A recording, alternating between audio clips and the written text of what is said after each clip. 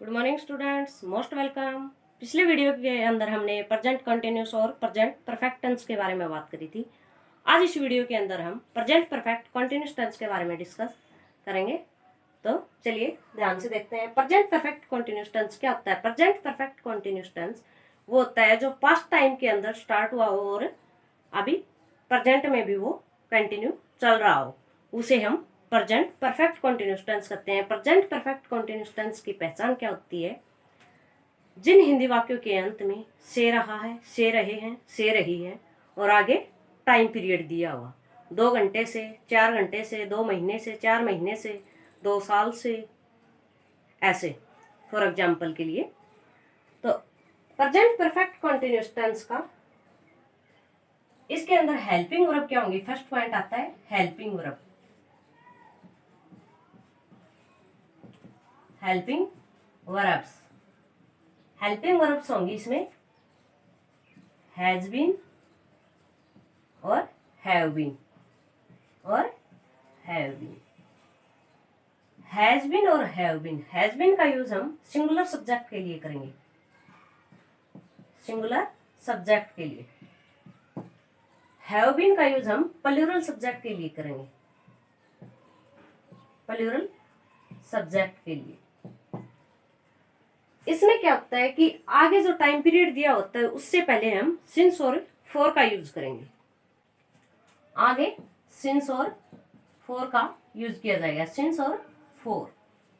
Since का use हम fix time के लिए करेंगे, जो टाइम पीरियड फिक्स दिया हुआ हो, और फॉर का प्रयोग हम अनिश्चित टाइम के लिए करेंगे, जहां टाइम फिक्स नहीं हो, उसके लिए हम फॉर का यूज करेंगे। आगे आता है कि प्रेजेंट परफेक्ट कंटिन्यूस टेंस का स्ट्रक्चर क्या होता है, वो हम आपको देते हैं। स्ट्रक्चर स्ट्रक्चर स्ट्रक्चर के अंदर आएगा subject plus has plus have been, has been और हैव बीन, ये दोनों हैज बीन और हैव बीन दोनों के साथ बीन आएगा, यहाँ हैव के साथ ना समझना। आगे आएगा वर्ब की फर्स्ट फॉर्म के साथ आईएनजी प्लस ऑब्जेक्ट, अगर ऑब्जेक्ट दिया हो तो उसके अंदर ऑब्जेक्ट आएगा, प्लस सिंस और फॉर, सिंस और फॉर, सिंस या फॉर में से किसी एक का यूज होगा। आगे आएगा टाइम पीरियड, आगे जो टाइम पीरियड दिया होगा वो लास्ट के अंदर आएगा। ये तो हुआ साधारण सेंटेंस का, जैसे for example she has been reading a novel since morning, MORNING, कि वो सुबह से उपन्यास पढ़ रही है। इसके अंदर क्या हुआ? सुबह से यानी फिक्स टाइम बताया गया है कि सुबह से पढ़ रही है, तो इसमें सिंस का यूज हुआ। सिंस और यूज फॉर का यूज हम आपको आगे बताएंगे। कृपया पहले इनको देखें। ये तो हुआ साधारण। यदि सेंटेंस नेगेटिव आता है तो उसके अंदर हम क्या करेंगे? नेगेटिव सेंटेंस का स्ट्रक्चर क्या होगा? नेगेटिव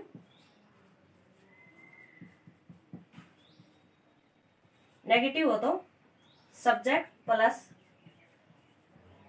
हैज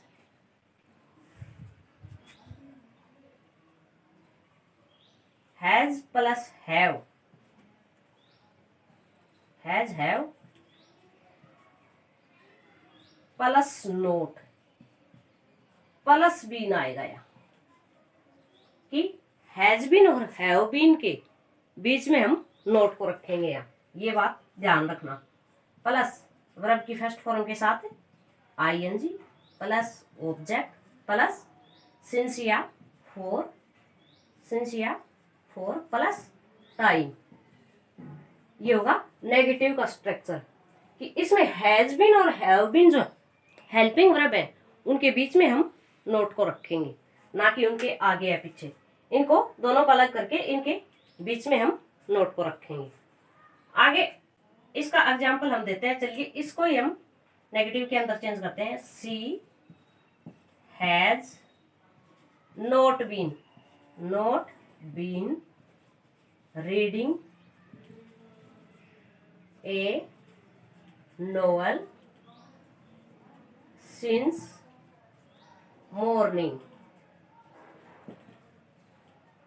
मॉर्निंग ये हुआ नेगेटिव। नोट को हम हैज बीन और हैव बीन के बीच में शिफ्ट करेंगे। आगे आता है इंटेरोगेटिव। INTEROGATIV।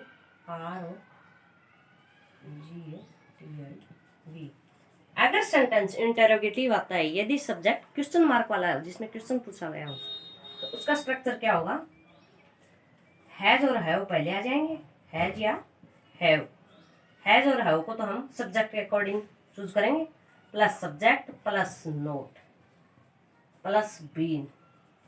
नोट बीन वहीं पे रह जाएगा और हैज या हैव को आगे लेके आते हैं। नोट और बीन अपनी जगह पे रहेंगे, प्लस वर्ब की फर्स्ट फॉर्म के साथ ING plus object plus since या फॉर प्लस टाइम पीरियड, जो भी टाइम दिया हुआ हो। इसके लिए हम करते हैं जैसे it has been running for 2 hours, कि 2 घंटे से वर्षा हो रही है। तो इसका हम इंटरोगेटिव बनाते हैं, तो उसमें क्या होगा? इंटरोगेटिव और इंटरोगेटिव या नेगेटिव दोनों बनाते हैं। चलिए, तो इसमें हैज बीन को हम यहाँ लेके आएंगे, इट को यहाँ रखेंगे, बीन और नॉट यहीं पे रह जाएंगे। इसमें आएगा has it not been running for 2 hours, क्या 2 घंटे से वर्षा नहीं हो रही है? अगर यहाँ से हम नोट को हटा देते हैं तो क्या होगा? क्या 2 घंटे से वर्षा हो रही है? अगर नोट लगा देते हैं तो इंटरोगेटिव और नेगेटिव दोनों बन जाते हैं। तो ये हुआ इंटरोगेटिव और नेगेटिव। आगे आता है, आगे हम डीपली आपको बताएंगे सिंस और फॉर का यूज कैसे किया जाता है। सिंस और फॉर का यूज हमने बताया कि जो फिक्स टाइम पीरियड होता है उसके लिए तो हम सिंस का यूज करते हैं, और जो फिक्स टाइम पीरियड नहीं होता, अनिश्चित जो समय होता है, उसके लिए हम फॉर का यूज करते हैं। तो जैसे अनिश्चित अवधि के लिए, इनडेफिनेट टाइम पीरियड के लिए हम फॉर का यूज करेंगे। For example, use of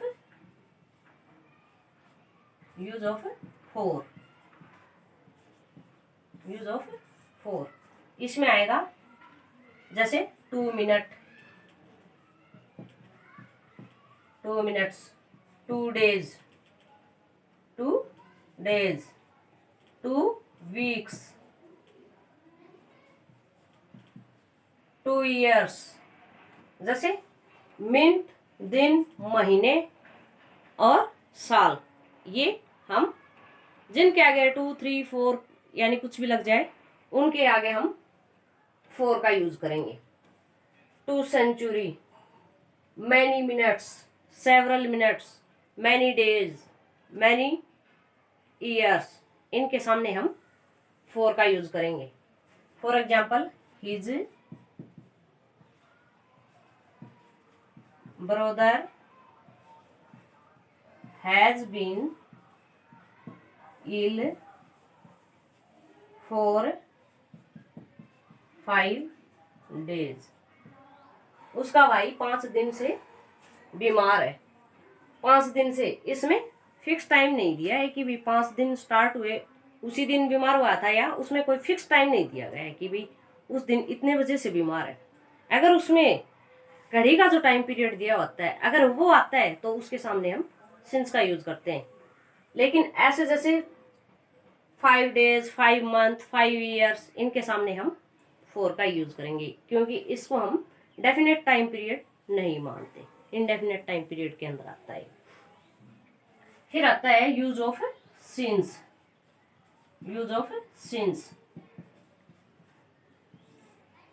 use of since. Since का यूज हम डेफिनेट टाइम पीरियड के लिए करते हैं। Period, point of time, point of time and definite time period और डेफिनेट टाइम पीरियड। निश्चित समय और निश्चित टाइम का जो पॉइंट है, जैसे 7 o'clock, 5 o'clock, 7 PM, 6 AM, ऐसे।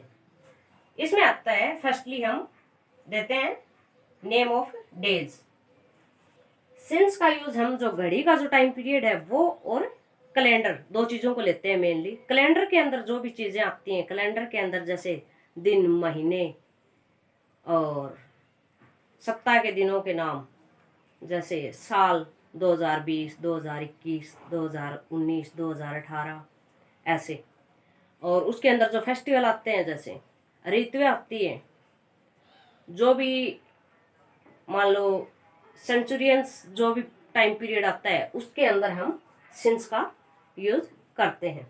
तो इसमें पहले आ गया name of days part.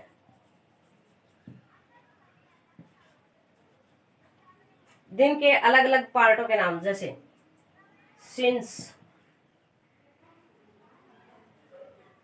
Morning, name of days, name of days दिनों के नाम, Monday, Sunday, Tuesday, Monday, Sunday, ऐसे। आगे आता है कि टाइम ओ क्लॉक, टाइम ओ क्लॉक, टाइम ओ क्लॉक, जैसे 7 PM, 6 AM, ये। आगे आता है जैसे यस्टरडे,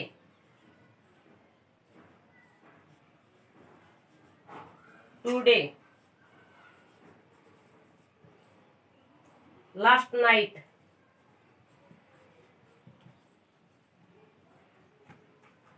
ये। आगे आता है नेम ऑफ सीजन्स, यानी ऋतुओं के नेम, नेम ऑफ ऋतुओं के नाम।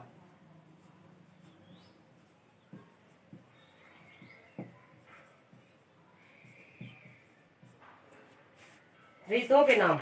आगे है festival, name of festival, name of festival, name of events, घटनाओं के काम, जो भी घटनाओं का टाइम पीरियड है उन नाम, name of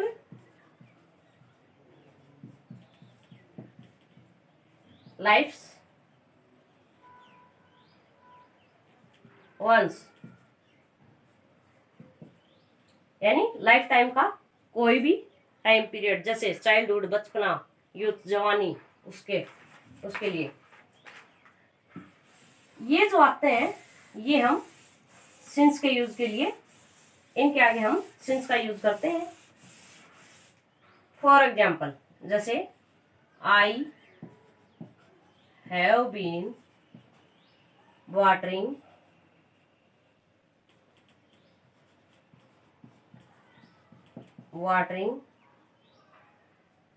in the garden since my youth।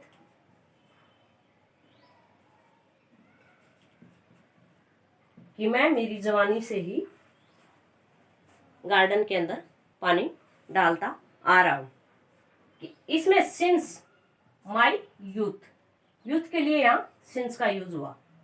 यहाँ पे हम फॉर का यूज नहीं कर सकते, क्योंकि इसमें वंस लाइफ टाइम जो दिया गया है उसके अकॉर्डिंग हम सिंस का यूज करेंगे, रूल के अकॉर्डिंग। जैसे he has been smoking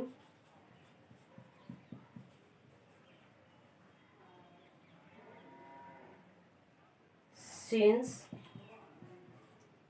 his childhood.